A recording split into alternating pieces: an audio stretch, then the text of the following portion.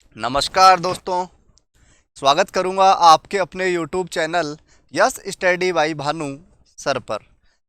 दोस्तों, रोज़ की तरह आज फिर उपस्थित हैं आप लोगों के बीच BSTC and PTET exam entrance exam के टॉप मोस्ट क्वेश्चन लेकर, जो छपने वाले हैं आपके इस एग्ज़ाम में। दोस्तों, आप लोगों के लिए निरंतर मेहनत के साथ ये जो कक्षाएं करवाई जा रही है, तो आप लोग लगातार क्लास का आनंद लें, पढ़ें और मेहनत करें। जिनको एडमिशन लेना है, टीचर बनने का जिनका सपना है, वो साथी ज़रूर क्लास अटेम्प्ट करें। तो मेरे प्यारे साथियों, प्यारे दोस्तों, आज आप लोगों के लिए फिर से बेहतर क्लास के साथ आप लोगों के बीच उपस्थित हूँ। टॉप मोस्ट क्वेश्चन जो एग्जाम में छपने वाले हैं, चर्चा करेंगे राजस्थान BSTC एंड PTET। लेकिन आप लोगों से एक निवेदन है कि जो भी साथी चैनल पर नया है, चैनल अभी तक सब्सक्राइब नहीं किया है, प्लीज़ चैनल को सब्सक्राइब करें, साथ ही बेल आइकन ऑन करें। आइए दोस्तों, शुरुआत करते हैं आज के इस सेशन की सवाल नंबर 1 से। सवाल 1 नंबर स्क्रीन पर आ गया है। तेरह ताली नृत्य किस अवसर पर किया जाता है? तो मैं आपको बता दूं, 13 ताली नृत्य, ये 4 ऑप्शन इसमें छपे हैं। केला देवी जी के मेले में, रामदेव जी के मेले में, तेजा जी के मेले में, इनमें से कोई नहीं। केला देवी जी पे थोड़ी चर्चा करें तो आप लोगों ने सुना होगा कैला माता का नाम। लांगुरिया गीत गाए जाते हैं इनके लिए। करौली जिले के अंदर इनका मंदिर है और इनके लिए लांगुरिया गीत गाए जाते हैं, ये ध्यान रखें। यदुवंशियों की ये कुलदेवी है कैला देवी माता। उसके अलावा चर्चा करें रामदेव जी, तो रामदेव जी का जन्म की बात करूं तो ये आपके शिव तहसील बाड़मेर के अंदर शिव तहसील और उड़ू काश्मीर नामक गांव में इनका जन्म होता है। तो दोस्तों, चर्चा करेंगे रामदेव जी को लेकर कि इनके जो भक्त होते हैं वो रिखिया कहलाते हैं। इन पर जो ध्वजा चढ़ाई जाती है उसको नेजा कहते हैं। और दोस्तों, कामड़िया पंथ के लोग इनकी कामड़िया पंथ इन्होंने चलाया। सामाजिक सद्भावना पर इन्होंने काम किया, धर्म को ख़त्म किया। कामड़िया पंथ पर इन्होंने जोर दिया। इनकी एक शिष्या थी रिद्धिबाई, जो इनके साथ ही समाधि ले लेती है जीवित, ये ध्यान रखें। उसके अलावा बात करेंगे रामदेव जी के। कामड़िया पंथ चलाए गए और इनके जब कामड़िया पंथ वाले लोग गीत गाते हैं तो 13 ताली नृत्य के साथ ये गीत गाते हैं। 13 ताली नृत्य, तो ध्यान रखें। 13 ताली का नृत्य किस अवसर पर किया जाता है? तो रामदेव जी के मेले पर 13 ताली नृत्य किया जाता है और ये इनका मेला 9 दिन तक चलता है, ध्यान रखें। 9 दिन तक चलता है, ध्यान रखें। नेक्स्ट,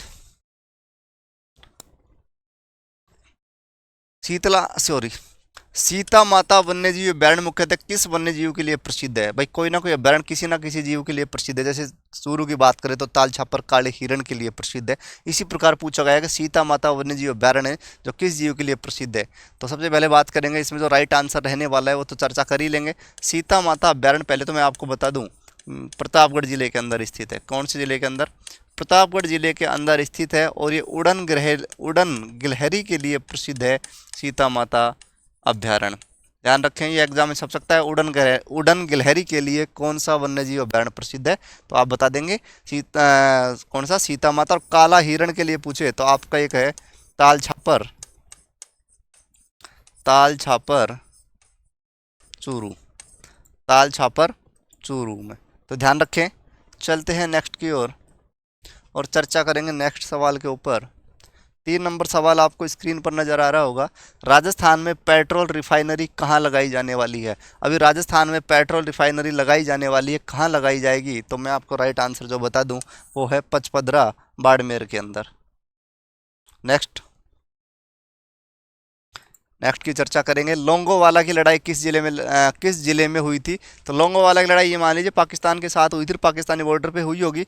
तो आपका बॉर्डर पे तो जिले खैर बीकानेर भी है, बाड़मेर भी है, लेकिन लोंगेवाला जो जगह है वो आपकी जैसलमेर के अंदर स्थित है। तो ध्यान रखें, लोंगेवाला की लड़ाई कहाँ हुई थी? जैसलमेर में। नेक्स्ट सवाल नेक्स्ट सवाल आप लोगों के लिए। नेक्स्ट सवाल है, देखें, ऊंट की खाल पर चित्रांकन किस शैली के विलक्षणता है? तो मैं बता दूं, ऊंट की खाल पर चित्रांकन, पहली बात तो बता दूं, ऊंट के ऊपर जो चित्र बनाए जाते थे शरीर के ऊपर, उस कला को हम बोलते हैं उस्ता कला। क्या? उस्तकला। और सवाल एग्जाम में छपता है कि ऊंट महोत्सव कहाँ मनाया जाता है, तो आप लोग ध्यान रखें बीकानेर। किस महीने में मनाया जाता है, तो ये भी छप जाता है अखबार में, सॉरी एग्जाम में। तो बीकानेर और ऊंट के लिए जो बात है कि ये आता है, ऊंट महोत्सव कब आता है, जनवरी में। कब आता है, जनवरी में। तो आपका लेकर ऊंट से संबंधित कोई सवाल आपका बनता है तो लगभग बीकानेर में बनेगा। तो ध्यान रखें Bikaner is the right answer for this question. चलो आ जाओ नेक्स्ट की ओर, चर्चा करेंगे। राजस्थान के किस मेले को आदिवासियों का कुंभ कहा जाता है? आदिवासियों का कुंभ किसे कहा गया है, तो वो अभी चर्चा कर लेंगे दोस्तों। सबसे पहले मैं बता दूं आप लोगों को कि आदि बर्तरी मेला जो आपका है, जो अलवर ज़िले के अंदर है, अलवर ज़िले के अंदर भरा जाता है। गणेश जी का मेला आपका जयपुर। उसके अलावा चर्चा करें, खाटू श्याम जी का मेला था, ये सब गलत लिखा गया। खाटू श्याम जी का मेला तो भारत में ही नहीं, पूरे अंतर्राष्ट्रीय विदेशों में भी फैल गई है पहचान, और ये है सीकर जिले के अंदर। किस जिले के अंदर? सीकर जिले के अंदर, खाटू गांव के अंदर, इसलिए खाटू श्याम जी इनको कहा गया। बस्ता बेणेश्वर मेला जो आपके मैं बता दूं माघ शुक्ल पूर्णिमा को भरा जाता है। माघ शुक्ल पूर्णिमा को भरा जाता है। और माघ शुक्ल पूर्णिमा को भरा जाता है, ये स्थित है नवाटापुरा गांव पड़ता है, नवाटापुरा। नवाटापुरा गांव पड़ता है आपके बांसवाड़ा में, बांसवाड़ा के अंदर स्थित है। और इसे ही आदिवासियों का कुंभ कहा जाता है। बेणेश्वर मेला को ही आदिवासियों का कुंभ कहा जाता है। साथ ही इसके और नाम बता दूं, आदिवासियों का हरिद्वार, आदिवासियों का हरिद्वार। उसके अलावा बगड़ का पुष्कर, तो ये इनके उपनाम है, ध्यान रख लें आप लोगों के लिए। Beneshwar is the right answer. आदिवासियों का कुंभ नवाटापुरा गांव है, बांसवाड़ा के जिला मुख्यालय से 60 किलोमीटर की दूरी पर। नेक्स्ट है रानी सती मंदिर, नारायणी देवी मंदिर, रानी सती मंदिर, नारायणी देवी मंदिर, दादी जी के नाम से प्रसिद्ध लोक देवी का मंदिर कहाँ स्थित है? तो मैं बता दूं, रानी सती का जो मंदिर है आप लोगों का, पहले तो रानी सती का नाम था नारायणी देवी, ये ध्यान रख लें। और रानी सती कहाँ हुई थी, राजस्थान के किस जिले में? तो झुंझुनू जिले में। राजस्थान का एक मंदिर रानी सती का मंदिर जो है, तो राजस्थान में एकमात्र मंदिर है झुंझुनू के अंदर, जिला हेडक्वार्टर पर ही है, ये ध्यान रखें। एकलव्य योजना का प्रमुख लक्षण रखा गया है। एकलव्य योजना के बारे में पूछा गया है कि एकलव्य योजना का प्रमुख लक्ष्य क्या रखा गया है। एक एकलव्य योजना को लेकर चर्चा है, तो चर्चा करेंगे दोस्तों। इसमें दे रखा है टेम्पू क्रय हेतु ऋण, कृषि भूमि का आवंटन, जनजाति के छात्रों को खेल का परीक्षण दे, या बेरोजगारी भत्ता देना। तो एकलव्य जो योजना है वो आपके ऑप्शन नंबर 3 पे सही जा रही है। जनजाति के छात्रों को खेल का परीक्षण दे। अब कौन कौन सी जनजातियां राजस्थान में है, तो बात करेंगे सबसे ज़्यादा मीणा, फिर भील, फिर गरासिया, फिर सहरिया, फिर आपकी कथोड़ी, डामोर, उसके अलावा कंजर जनजाति, ये सांसी जनजाति जो भरतपुर में है। तो साथियों, इन जनजातियों के बच्चों को लिए खेल परीक्षण देना ही क्या है, एकलव्य योजना का प्रमुख लक्ष्य है। तो दोस्तों चलेंगे नेक्स्ट की ओर। देखिए, राजस्थान के प्रत्येक राज्य में महकमा, राजस्थान के प्रत्येक राज्य में महकमा कौन सा? बकायता। बकायता जो आपका महकमा है होता था, जो क्या काम होता था बकायता महकमे का, पूछा गया है बकायता महकमे का क्या काम होता था, तो मैं आपको बताना चाहूँगा। इसके 4 ऑप्शन है। अच्छी फसल के समय शेष राजस्व वसूल करना, अच्छी फसल के समय शेष राजस्व वसूल करना, राजा के बकायों का भुगतान करना था, सरकारी कर्मचारियों की बकाया संग्रह करता था, या राजाओं के लिए ऋण करता था। तो ऑप्शन क्वेश्चन नंबर 9 का राइट जो आंसर रहने वाला है दोस्तों, वो रहने वाला है ऑप्शन नंबर डे, अस्थि फसल के समय शेष राजस्व वसूलता था। कि मान लीजिए पिछली बार मैंने वसूल कम दिया, राजस्व कम दिया, और अब की बार मेरे अच्छी फसल हो गई है, तो मेरे को पिछला भी देना पड़ता था, वो क्या कहलाता था? बकायता। बकायता मतलब बाकी। नेक्स्ट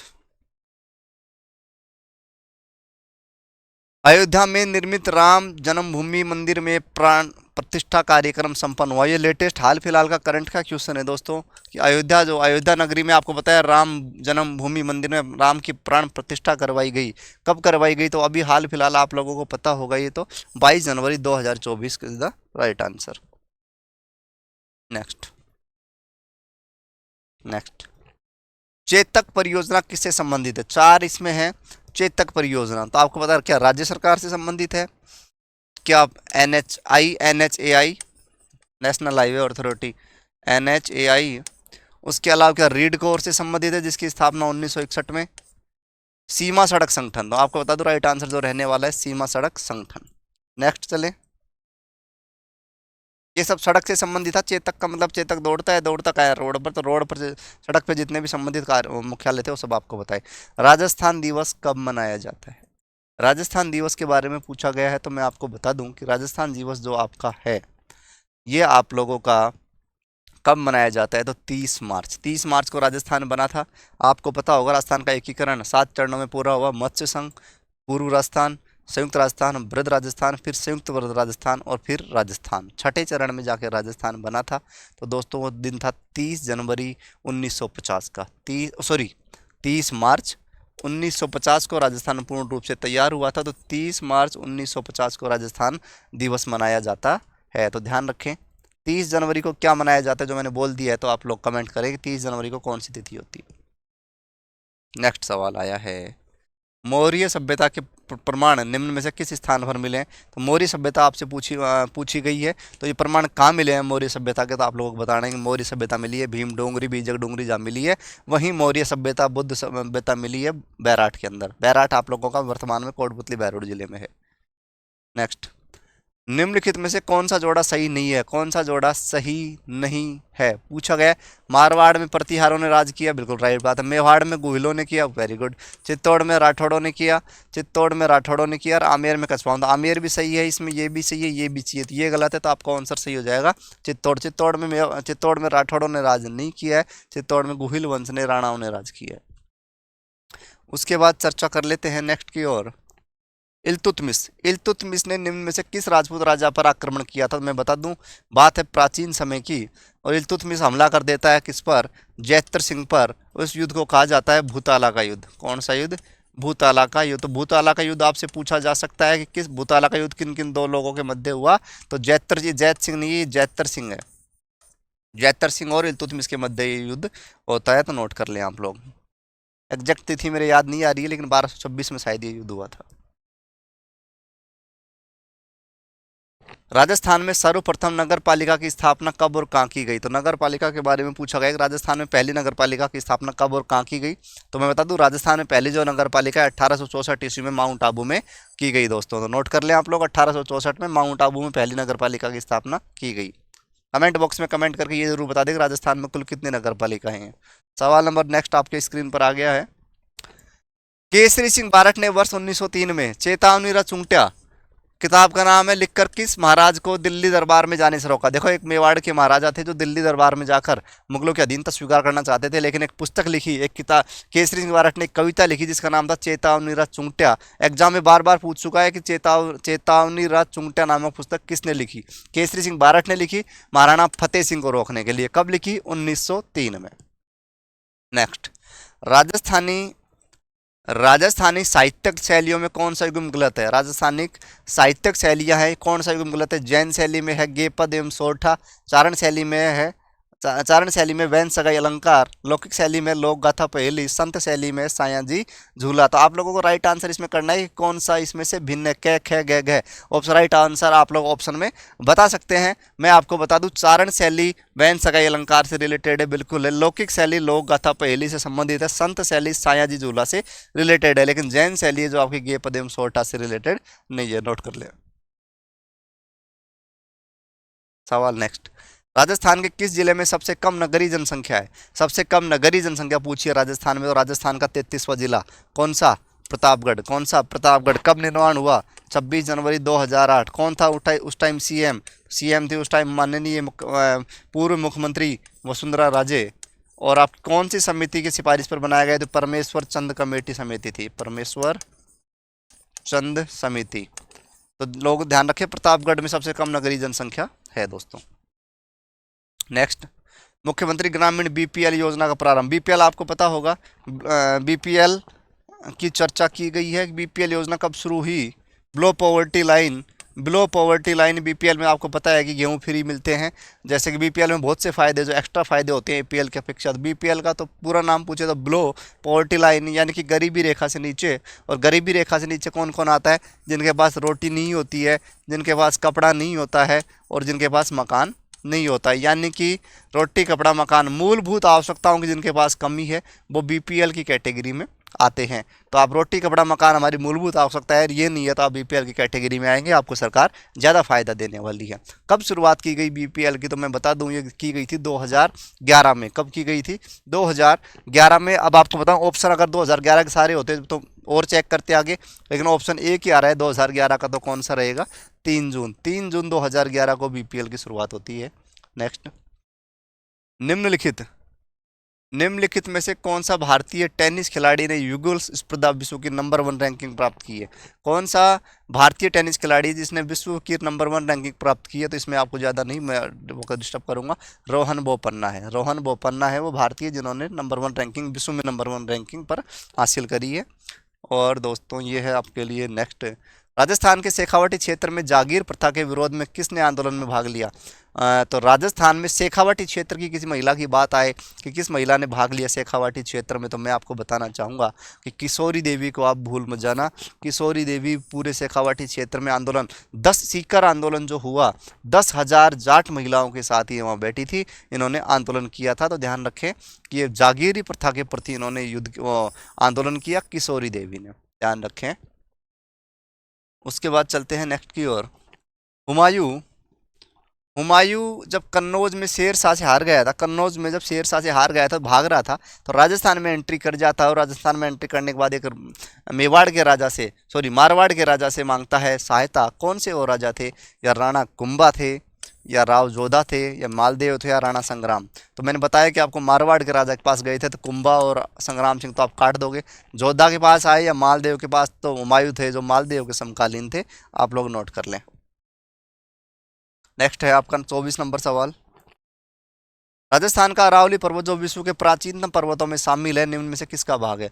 राजस्थान का अरावली पर्वत जो विश्व के प्राचीनतम पर्वतों में, आपको मैं बता दूं लगभग ये 400 ईसा पूर्व की ये एक पर्वतमाला है और ये सबसे प्राचीन है राजस्थान की। राजस्थान की कहीं प्राचीन पर्वतमाला पूछे तो अरावली, उसके साथ पूछा है कि अरावली किसका भाग है, अरावली किसका अवशेष है, तो मैं बता दूं अरावली जो है वो अपने गोंडवाना लैंड के अवशेष हैं। तो ये आप लोग नोट कर ले। नेक्स्ट सवाल आपकी ओर। लाल और पीली मृदा कहाँ पाई जाती है? लाल और पीली मिट्टी आपसे पूछा है कहाँ पाई जाती है। अकेले लाल पूछता, अकेले पीली पूछता तो सस्पेंस, पीली पूछता तो जैसलमेर, लाल पूछ देता तो अलवर, लेकिन अलवर या जयपुर। लेकिन पीली, लाल और पीली मृदा दोनों कहाँ पाई जाती है पूछा ये है, तो आप लोगों को राइट आंसर लगा देना है अजमेर। और पीली मृदा पूछ ले तो जैसलमेर। तो आप लोग ये ध्यान रखें। तो आपका राइट आंसर लाल में पीली मृदा पाई जाती है आपकी अजमेर में। तो ये थे आज के दोस्तों टॉप 25 क्वेश्चंस। अगर आपको मेरे द्वारा दी गई क्लास पसंद आई है तो वीडियो को लाइक शेयर कमेंट, साथ ही चैनल पर नए हैं तो चैनल को सब्सक्राइब करें। मिलेंगे दोस्तों एक नई कक्षा में नए जुनून के साथ। जब तक आप लोग खुश रहें, स्वस्थ रहें, मस्त रहें। Thank you.